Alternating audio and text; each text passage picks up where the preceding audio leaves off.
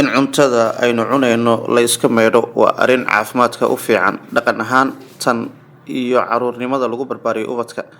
Waxaynu naqaanaa in dadka cuntada kariya rag iyo dumarba ay badankood cuntada ay kariyaan mayraan ama ay dhaqaan karinta ka hor, laakiin cilmi ahaan waxaa la xaqiijiyay in cuntooyinka qaar aanay u baahnayn in la meydho iyo in cuntooyinka qaar mayristu ay ku sababto in cuntada oo dhan ay ku faafto ama ay gaadho bakteeriyada ku nool oo marka horeba laga yaabo in meel keliya ay ku urursaneed. Qormadan oo geeska ama warbixintan oo geeska Afrika kasoo xigatay shabakada MBS qaybta ka faaloota arrimaha caafimaadka, waxaa khubarada caafimaad kasoo xigatay in cuntooyinka hoos ku qorani ama cuntooyinka soo socda ay ka mid yihiin cuntooyin aan u baahnayn mayrista ama dhaqistoodu dhibaato ay keeni karto. Midda koowaad waa beedka ama ukunta. Inkasta oo uu beedku leeyahay qolof sare oo aan cuntada ka mid ahayn, sida awgeed dad badani waxay dareensan yihiin in aanu mayris u baahnayn, haddana waxaa in badan ka dhacda cunto kariyayaasha in ay meydhaan beedka iyagoo diidaya in gacantoodu ay taabato kadib cuntada kale ay gaadho. Waxa ay khubaradu sheegeen in aan loo baahnayn in la bayro beedka marka la karinayo ama talaagada la gelinayo, sababtuna waa beedka oo marka horeba alle uu sameeyay maado ka hortagta faafitaanka bakteeriyada oo dusha sare oo qolofta ka mid ahi ay noqoto maadadaasi. Waxay khubaradu sheegeen in mayrista ay dilayso ama ay tirtirayso maadadaasi, taasina ay bilow u noqonayso in bakteeriyada aad u badan ay ku dhalato. Midda labaad waa hilibka digaaga. Qaladka ugu weyn oo ay khubaradu sheegeen in cunto kariyayaashu ay galaan waa mayrista la maydho hilibka digaaga ka hor inta aan la karinin. Waa qalad ay xeeldheerayaashu ay sheegeen in uu khatar ku yahay caafimaadka.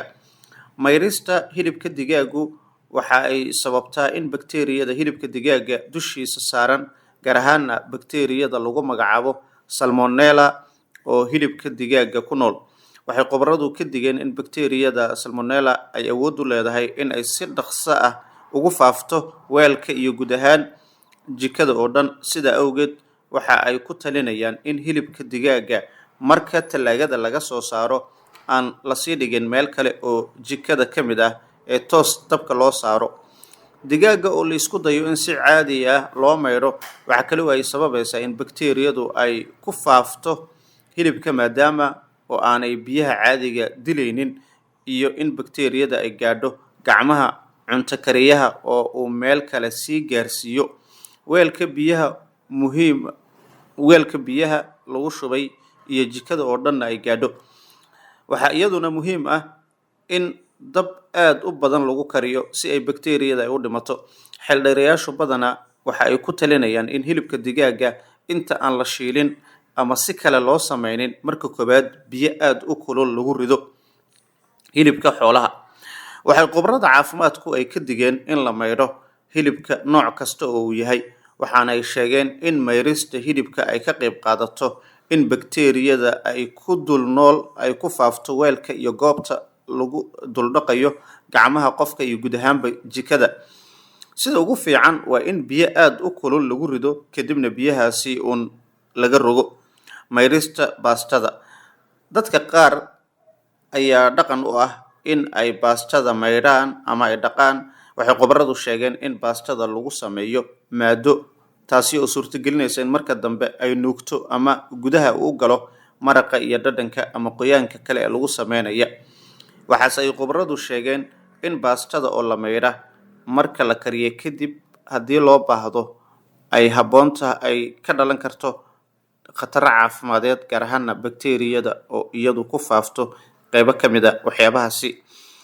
Haddaba inta aan eegin sida loo ilaaliyo nadaafadda iyo nafaqada cuntada, cuntooyinka u baahan in la dhaqo ayaan isla eegaynaa. Waxaa jira cuntooyin kale oo dhab ahaantii loo baahan yahay in la nadiifiyo si looga saaro wasakhda, cayayaanka iyo kiimikooyinka.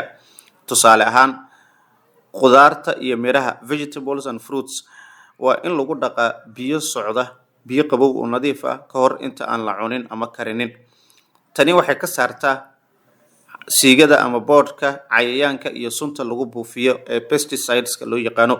Haddii ay yihiin cuntooyin la cuni doono oo qayriin ah sida tufaaxa, yaanyada, baradhada, saladka lagu daro raashinka, nadiifinta aad ay muhiim u tahay. Tan labaad, bariiska, digirta iyo badarka kale waxaa wanaagsan in la maydho ka hor karinta si looga saaro boodhka iyo budada wasaqda. Tan sidoo kale waxay yareynaysaa istaraatijiga amaba dhaqitaanka xad dhaafka oo keeni kara in bariiska uu isu dhago. Haddaba sidee loo ilaaliyaa marka nafaqada cuntada ku jirto oo laga yaabo in ay ka baxdo marka qofka uu cuntada dhaqo? Marka cuntada la nadiifinayo ama la karinayo, waxaa muhiim ah in nafaqada ku jirto aanay lumin. Talooyinkan ayaa kaa caawinaya in nafaqadu ay ku hadho raashinka la mayrayo. Ha mayrin muddo dheer. Mayrasho degdeg ah oo biyo socdo ku filan ayaa fiican. Mayrasho ama dhaqitaan dheer waxay lumisaa fitamiinada biyaha ku milma sida vitamin C iyo B complex. Haddaba waqtiga la karinayo waa in ay noqoto mid khafiif ah ama light cooking oo aad aan loo karin. Karinta sida xad dhaafka waxay baabi'isaa nafaqada iyo dhadhanka cuntada. Isticmaal hababka sida uumi karinta steaming loo yaqaano ama shiil si fudud light frying iyaguna waa lagu sameyn karaa.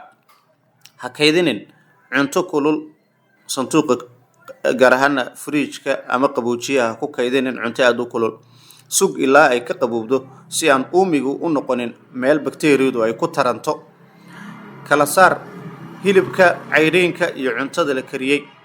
Ha isku taabanin ama ha wada saarin hal weel si looga hortago cross contamination. Inkastoo dhaqanka mayrashada cuntada uu muhiim yahay, haddana waa in laga fogaadaa ama la ogaadaa noocyada cuntada aan la mayrin iyo kuwa la mayro. Cilmigu wuxuu caddeeyay in hilibka, ukunta iyo digaaga aan la mayrin balse si fiican loo kariyo. Qudaarta iyo midhaha waa in si fiican loo dhaqaa. Nadaafadda gacmaha iyo agabka kale waa difaaca koobaad ee caafimaadka cuntada. Marka la raaco tilmaamahan, waxaa la heli karaa cunto nadiif, nafaqo leh, calaamadna leh, taasi oo ka hortagta cudurrada cuntada la xidhiidha. Haddaba waynu ka hadalnay arrimo muhiim ah oo ku saabsan cuntooyinka la mayro, kuwa aan la mayrin.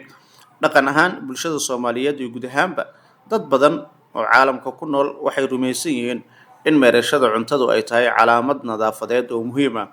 Carruurta waxaa lagu barbaariyaa fikradooda in cuntada la mayro si wasaqda iyo jeermiska looga takhaluso. Inkasta oo dhaqanka wanaagsani uu wanaagsan yahay, haddana cilmiga casriga ee caafimaadka cuntada ayaa muujiyay inaan cunto walba loo baahnayn in la mayro. Mararka qaarkoodna ay mayrsashadu ama dhaqistu ay keeni karto khatar caafimadeed. Inta ayaan kusoo gabagabeynayaa muuqaalkeena maanta. Haddii aad nagu cusub tahay, subscribe inoo saar, like garee muuqaalkan, la wadaaga saxaabtaada. Waxyaabo badan ayaan halkan ku faafin doonaa oo ku saabsan macluumaadka dhanka caafimaadka. Fadlan gambaleelka furo si aad u noqoto daawadaha ugu horeeya ee halkan waxyaabahan kusoo gudbino ka faa'iida.